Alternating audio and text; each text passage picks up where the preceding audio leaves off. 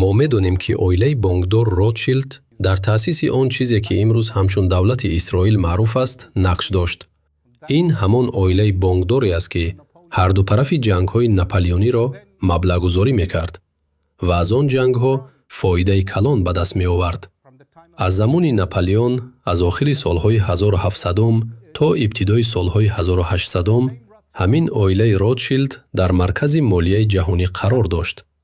ин ҳамон оила буд ки сиёсатмадороне чун Бенҷамин Дизраелиро дастгирӣ мекард.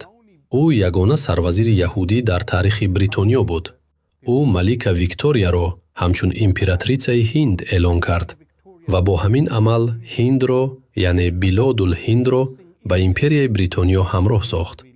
ин ҳодиса баъд аз шӯриши соли 1857 рух дод. дар он шӯриш даҳҳо ҳазор мусалмонҳо ва ҳиндуҳо қафл шуданд дар минтақаҳое ки имрӯз Ҳинд, Покистон ва Бангладеш ном доранд. сипас ин минтақа таҳти роҳбарии ҳамин сарвазири яҳудӣ Бенҷамин Дизраелӣ, ки аз ҷониби оилаи Ротшилд дастгирӣ мешуд, ба империя ҳамроҳ карда шуд. баъдтар дар охири асри 19 ҳамон оила заминҳоро дар Фаластин харидорӣ кард. ин замоне буд ки ҳаракати сионизм таъсис ёфт ва онро дар ибтидо Теодор Ҳерзл роҳбарӣ мекард. ӯ кӯшиш мекард ки Фаластинро аз Султон Абдулҳамиди дуввум, халифаи хилофати Усмонӣ, бихарад, аммо ин талошҳояш натиҷа надоданд. пас аз барҳам хӯрдани хилофат дар соли 1924 сарзаминҳои васеъи он ба давлатҳои миллӣ ва дунявӣ тақсим шуданд. давлатҳое ки ҳоло бо ҳам рақобат ва низоъ доранд. дар замони муосир Иёлоти Муттаҳидаи Амрико системаҳои дифоии қиматбаҳоро дар минтақаҳои гуногуни ҷаҳон ҷойгир кардааст, аз ҷумла назди Кореяи Шимолӣ ва назди Эрон. арзиши баъзе аз инҳо то ба $1 миллиард мерасад. дар ҳодисаҳои ахир аз 8 чунин механизмҳо 4 онро Эрон нобуд кардааст. бисёре аз шумо ин ҷангҳоро пайгирӣ мекунед, агар бехабар набошед, зеро мусалмон набояд аз ҳодисаҳои марбут ба охири замон бехабар бошад. аммо расонаҳо, масалан BBC, аксар вақт тасвири нопурра медиҳанд. онҳо зиёд гузориш медиҳанд ки Теҳрон бомбаборон мешавад, ё ки Исроил дар Лубнон танкҳо дорад ва Бейрутро ҳадаф қарор гирифтааст. аммо дар бораи он ки Телавив бомбабарон шуда то хокистар пухта шудааст ва гумбази оҳанин аз кор баромадааст, хеле кам ҳарф мезананд. онҳо шумораи қурбониёни эрониро бисёр нишон медиҳанд, аммо дар бораи қурбониёни сионистӣ ҳарфе намезананд. агар ин ба дасти Найҷел Фараж ва ҳизби консерватив мебуд, Бритониё бевосита ва бетаъхир ба ҷанг ворид мешуд.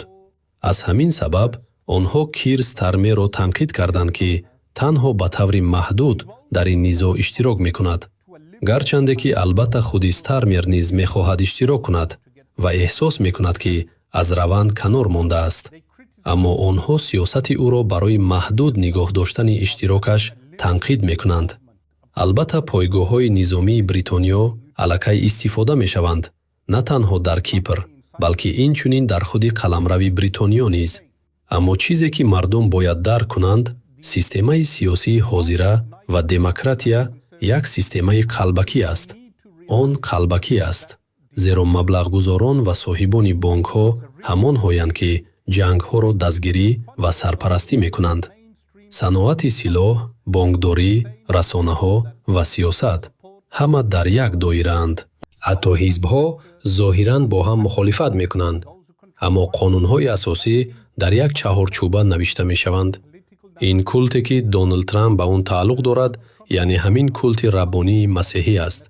онҳо бовар доранд ки ҳодисаҳое ки ҳоло рух дода истоданд боиси омадани масеҳ мешаванд, яъне масеҳи яҳудӣ.